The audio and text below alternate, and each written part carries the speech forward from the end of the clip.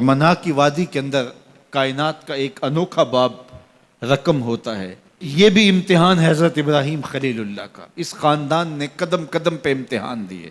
پہلے اولاد نہیں ہے، یہ صدمہ سہا، پھر اولاد ہوئی تو کہا وادی غیر ذی زرع میں چھوڑا۔ اللہ کا حکم مانا اور وہیں اپنی اولاد کو اور اپنی زوجہ کو چھوڑ چلے آئے، فلسطین میں آ کے آباد ہو گئے۔ فلما بلغ معہ السعی، قرآن بتاتا ہے جب وہ چلنے کے قابل ہوئے، ایک روایت میں 7 سال 8 سال یا 9 سال عمر، بعض نے بلغہ سے بلوغت کی عمر مراد لی ہے۔ اب حکم ہوتا ہے جاؤ ملاؤ، لیکن یار میں جدہ گیا تو وہاں ایک دوست کے ہاں ٹھہرا، تو اس گھر کے اندر کھلونوں کی بوریاں تھیں، تو میں نے اس کو کہا کہ آپ یہ کوئی کاروبار کرتے ہیں؟ تو اس کا دوست بھی تھا ساتھ، تو وہ مسکرا کے کہنے لگا کہ یہ کاروبار نہیں کرتا، بڑی دیر کے بعد اللہ نے اس کو بیٹا دیا ہے، تو اب یہ پاکستان جا رہا ہے، تو جب بھی بازار جاتا ہے 10-20 کھلونے خرید لاتا ہے، تو یہ کتنی بوریاں کھلونوں کی بھر گئی ہیں، تو یہ بک کروائے گا، ایسے تو نہیں اتنے جا سکتے۔ تو یار اتنے عرصے کے بعد بیٹا ہوا اور باپ ملنے جا رہا ہے، تو اس نے کھلونے جمع کیے، لیکن یہ کیسا باپ ہے جس کو حکم ہوتا ہے اتنے طویل عرصے کے بعد بیٹے کو ملنے جا رہے ہو، ایک چھری لے لو، ایک رسی لے لو۔ یار ان کے نام باقی ہیں تو یوں ہی باقی نہیں ہیں، امتحان کتنے بڑے تھے، کہا جاؤ لیکن ہاتھ میں رسی لے جاؤ، ہاتھ میں چھری لے جاؤ۔ حضرت خلیل اللہ پہنچتے ہیں، اپنی زوجہ سے ملے اور کہا بیٹے کو تیار کر دو، دوست کی دعوت پہ جانا ہے۔ مانگ سجا دی جاتی ہے، بیٹے کو نئے کپڑے پہنا دیے جاتے ہیں۔ اللہ اکبر، بیٹے کو لے کر نکلے۔ یار بیٹا ان فوان شباب میں ہو، چڑھتی جوانی ہو، تو باپ دیکھ کر کے کتنا خوش ہوتا ہے، اور پھر اس کا بیٹا بھی اکلوتا ہو، اور بیٹا بھی بڑھاپے کا سہارا ہو، عصائے پیری ہو، رب سے مانگ مانگ کے لیا ہو، اور پھر بیٹا بھی وہ جس کی پیشانی میں محمد کا نور چمک رہا ہے۔ ایسا بیٹا تو چہرے کی بلائیں لینے کو جی چاہتا ہے، لیکن حضرت خلیل اللہ اللہ کے حکم پہ اس بیٹے کو ذبح کرنے کے لیے ہاتھ میں چھری اور رسی دبائے منا کی وادی کی طرف بڑھ رہے ہیں۔ شیطان نے سمجھا کہ اس سے نازک مرحلہ اس خاندان پہ نہیں آ سکتا، حضرت حاجرہ کے پاس پہنچا۔ پتہ ہے شہزادے کدھر گئے ہیں؟ کہا ان کے باپ لے گئے ہیں دوست سے ملاقات کروانے کے لیے۔ کہا نہیں، وہ ان کو ذبح کرنا چاہتے ہیں۔ کہا سوچ کے بات کر، وہ باپ ہے ذبح کرے گا؟ کبھی باپ بھی بیٹے کو ذبح کرتا ہے اور بے قصور ذبح کرے گا؟ میں جانتی ہوں کتنی آہ سحرگاہی کا نتیجہ ہے وہ بیٹا، اللہ سے کتنی رو رو کے دعائیں مانگی اور وہ فرزند ملا۔ کہا وہ اللہ کا حکم سمجھتے ہیں۔ تو حضرت حاجرہ نے کہا ظالم تو کہیں شیطان تو نہیں؟ اگر رب کا حکم ہے، میری گود میں ایک اسماعیل ہے، کاش 1000 اسماعیل ہوتا، راہ خدا میں قربان کر دیتی۔ اسماعیل علیہ السلام کے پاس شیطان پہنچ رہا، اسماعیل پتہ ہے تیرے باپ تمہیں کدھر لے جا رہے ہیں؟ کہا کہ کدھر؟ کہا کہ وہ ذبح کرنے لے جا رہے ہیں۔ کہا تم سوچ کے بات کرو۔ ان کی آنکھوں کی چمک نہیں دیکھی؟ میری طرف دیکھتے ہیں تو لگتا ہے کہ ان کی آنکھوں سے شہد ٹپکتا ہے، اور وہ مجھے ذبح کر دیں گے؟ کہا اللہ کا حکم سمجھتے ہیں۔ کہا اچھا؟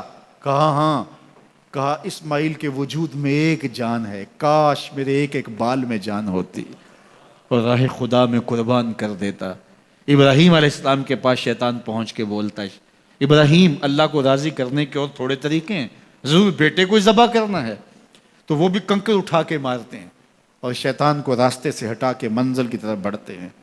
قرآن نے وہ سارا منظر بیان کیا ہے۔ فلما بلغ معہ السعی، باپ بیٹے کے پاس آیا اور کہا بیٹا میں نے خواب دیکھا ہے کہ میں تجھے ذبح کر رہا ہوں، فانظر ماذا تری، بتا تیری رائے کیا ہے؟ بیٹے پر سکتہ طاری ہو جاتا، آنکھیں پھٹی کی پھٹی رہ جاتی، باپ کیا بول رہا ہے؟ لیکن یہ فیضان نظر تھا یا کہ مکتب کی کرامت تھی؟ سکھائے کس نے اسماعیل کو آداب فرزند؟ اللہ اکبر، فرزند ہو تو اسماعیل ذبیح اللہ جیسا۔ فانظر ماذا تری، بتا تیری رائے کیا ہے؟ بیٹا خاموشی اختیار کر لیتا، السکوت من الرضا، تو سکوت بھی رضا سے ہے، اس کی خاموشی بھی رضا مانی جاتی، اور جب اس طرح کی سراسیمگی کی کیفیت ہو تو خاموشی ہی رضا ہوتی ہے۔ بیٹا کہتا ٹھیک ہے آپ ذبح کر لیجئے، یہ بھی امتثال امر ہوتا، لیکن بیٹے نے 2 قدم بڑھ کے بات کی. بیٹے نے کہا یا ابا تفعل ما تؤمر ستجدنی انشاء اللہ من الصابرین. ابا جان ذبح کیا ہے، جو کرنا ہے کیجئے.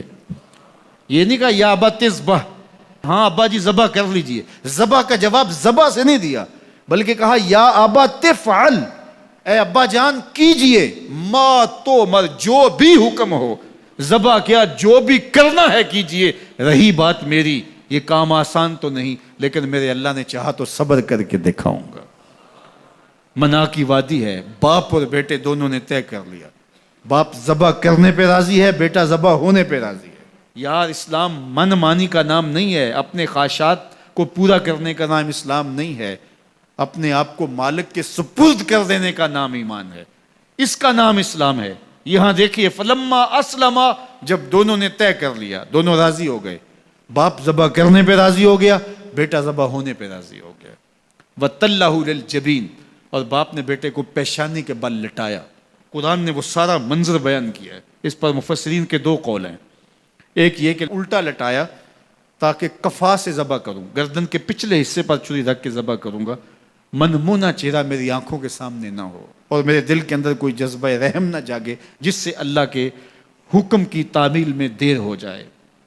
اور دوسرا معنی یہ کیا کہ آپ جانور قربانی کے لیے جو ذبح کرتے ہیں تو اس کی گردن کو بل دے کے اس کی پیشانی کو زمین پہ لگا دیتے ہیں تاکہ یہ رگیں تن جائیں اور ذبح کرنے میں آسانی ہو. حضرت اسماعیل کی معصوم گردن کو بل دے کر کے ان کی پیشانی پتھر کے ساتھ جوڑی گئی. وَتَلَّهُ لِلْجَبِينِ، پیشانی کے بل یوں لٹایا گیا کہ گردن کھل جائے اور بیٹے کو ذبح کرنا آسان ہو. آنکھوں پہ پٹی باندھ لی کہ یہ منظر تو دیکھا نہیں جا سکے گا، اللہ کے حکم کی تعمیل بھی بہر صورت کرنی ہے. سعادت مند بیٹا بولتا ابا جان مجھے رسیوں سے جکڑ لیجئے، کہیں ایسا نہ ہو کہ میں تڑپوں اور اللہ کا حکم پورا کرنے میں آپ کو دیر ہو جائے. باپ بیٹے کو رسیوں سے جکڑ لیتا ہے، ہاتھ میں چھری پکڑی ہے، ذبح کرنے لگتے ہیں تو بیٹا بولتا ہے ابا جان رسیاں کھول دیجئے. کیوں؟ آپ کا منصوبہ، آپ کا پروگرام تبدیل ہو گیا. کہا نہیں. تو پھر کیوں رسیاں کھولوں؟ کہا کہیں ایسا نہ ہو کہ کل کا مورخ لکھے کہ باپ ذبح کرنا چاہتا تھا، بیٹا ہونا نہیں چاہتا تھا، باپ نے باندھ کے کیا. کھول دیجئے، نہیں تڑپوں گا. رسیاں کھل جاتی ہیں. بیٹا پیشانی کے بل لٹایا ہوا ہے، ہاتھ میں چھری پکڑی ہے، منا کی وادی ہے، کارکنان قضاء و قدر کی چیخیں نکل رہی ہیں، حوریں تھرا رہی ہیں، زمانہ کانپ رہا ہے، منا کی وادیوں پر تھر تھراہٹ ہے. مالک قیامت آنے والی ہے. فرشتے بھی پوچھ رہے ہیں کہ مالک کیا ہونے والا ہے. کہا تم کہتے تھے انسان کو پیدا کر رہا ہے، سجدے تو ہم کریں گے، ذرا میرے بندے کی ادا تو دیکھو، ذرا میرے بندے کا انداز محبت تو دیکھو، میری فرما برداری، انقیاد امر اور اطاعت اور امتثال امر کی مثال تو دیکھو، ذرا دیکھو میرا بندہ میرے حکم کی تعمیل کیسے کر رہا ہے. اللہ اکبر. کائنات آنکھیں جھپک رہی ہے، سورج منہ چھپا رہا ہے کہ یہ منظر دیکھا نہیں جا رہا، اور منا کی وادی تھر تھر کانپ رہی ہے کہ ایک بوڑھا باپ ہاتھ میں چھری پکڑے اپنے نونہال فرزند کو ذبح کرنا چاہ رہا ہے. عجیب منظر ہے کائنات کے اندر. حضرت ابراہیم آگے بڑھے، بیٹے کی گردن پہ چھری رکھی اور پوری قوت کے ساتھ چھری کو جنبش دی. اللہ اکبر. لیکن ایک بال بھی نہیں کٹا. پاس پڑے پتھر پر چھری کو مارا. لما تقطع یا سکین، چھری کاٹتی کیوں نہیں؟ تو چھری نے آواز دیا الخلیل یامرنی والجلیل ینہانی، خلیل مجھے کاٹنے کا کہتا ہے، رب جلیل کہتا ہے خبردار ایک بال بھی کاٹا. کہا چھری تیرا کام تو کاٹنا ہوتا ہے. کہا حضرت آگ کا کام بھی تو جلانا تھا، جس نے آگ کو جلانے سے روکا تھا آج اس نے مجھے کاٹنے سے روک دیا. اس کا یہ مفہوم بھی نکالا جا سکتا تھا کہ میں نے تو چھری چلا دی، اب چھری نے کچھ نہیں کیا تو میرا کیا قصور. اللہ اکبر. دوبارہ چھری تیز کی اور حلق پر چھری کی نوک رکھی اور اپنا سارا وزن ڈال دیا. گردن کٹ گئی، خون بہنے لگا اور دل میں تھا کہ اتنا بڑا کام جو میں نے کر لیا. لیکن جب پٹی کھولی تو دیکھا منظر بدلا ہوا ہے. جس کو بیٹا سمجھ کے ذبح کیا وہ بیٹا نہیں تھا، دمبا تھا. اور جبریل امین پاس کھڑے ہیں اور اسماعیل مسکرا رہے ہیں. بے ساختہ زبان سے نکلا اللہ اکبر. تو حضرت اسماعیل بولے لا الہ الا اللہ واللہ اکبر. جبریل بولے اللہ اکبر وللہ الحمد۔ اب یقین تھا کہ یہ سارا اہتمام ادھر سے، جبریل کا آنا اور دمبا پڑا ہے اور ذبح پڑا ہے اور جبریل امین موجود ہیں تو یہ یہی لے کر آئے ہوں گے، اور بیٹا مسکرا رہا ہے۔ یہ سارا منظر، یہ قرینہ حالیہ بتا رہا تھا کہ یہ سارا الوہی اہتمام ہے، رب نے قربانی قبول کر لی۔ لیکن صرف اتنا ہی نہیں ہوا کہ یہ قرینہ حالیہ آپ کو یقین دلاتا، بلکہ منا کی وادی چمکنے لگی اور وہی کے اجالوں سے پوری وادی روشن ہو گئی، اور آواز آنے لگی وَنَادَيْنَاهُ يَا إِبْرَاهِيمُ قَدْ صَدَّقْتَ الرُّؤْيَا إِنَّا كَذَلِكَ نَجْزِي الْمُحْسِنِينَ۔ یہ منظر دیکھا تو ابراہیم ابھی کوئی سوال کرتے، کسی سے پوچھتے کہ یہ کیا ہوا، اتنے میں وہی نازل ہوئی، اے ابراہیم تو نے واقعی خواب پورا کر دکھایا، اِنَّا كَذَلِكَ نَجْزِي الْمُحْسِنِينَ، ہم اپنے بندوں کو یوں ہی صلہ دیا کرتے۔ تیرے بیٹے کو ذبح نہیں کروانا تھا تیرے ہاتھوں سے، ہم نے تیرا امتحان لینا تھا، بس ابراہیم تیرا امتحان پورا ہو گیا۔ ہم نے تیری سنت کو اب قیامت تک کے لیے باقی رکھا، قیامت تک کے لیے باقی رکھا۔ اور پھر خود میرا رب کہتا ہے سلام علی ابراہیم، ابراہیم تیرے اوپر سلام ہو۔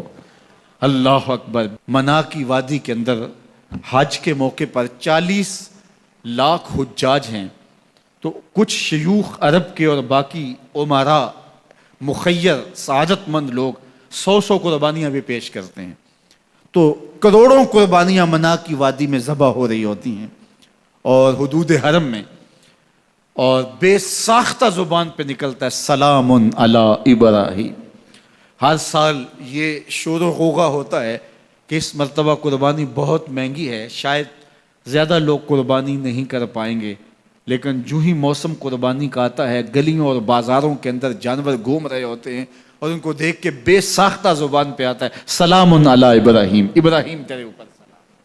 تو یہ کتنا بڑا امتحان تھا، کتنی بڑی آزمائش تھی، لیکن اس آزمائش سے سرخرو نکلے، نمبر بھی پورے 100 حاصل کیے، کامیاب اور بامراد اور کامگار ہوئے۔ آج ہمیں اس سنت کو باقی رکھ کر کے ہمیں وہ یاد تازہ کی جا رہی ہے کہ میرے ایسے بندے کہ جو میرے حکم پہ اپنی سب سے عزیز چیز بھی قربان کرنے سے گریز نہیں کیا کرتے۔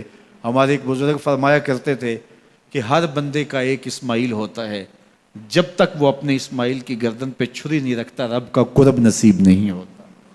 تو جو تمہاری محبوب چیز ہے اس کو راہ خدا میں جب تک قربان کرنے کا جذبہ نہیں پاؤ گے، تب تک تمہیں وہ منزل نصیب سعادت کی نہیں ہوگی۔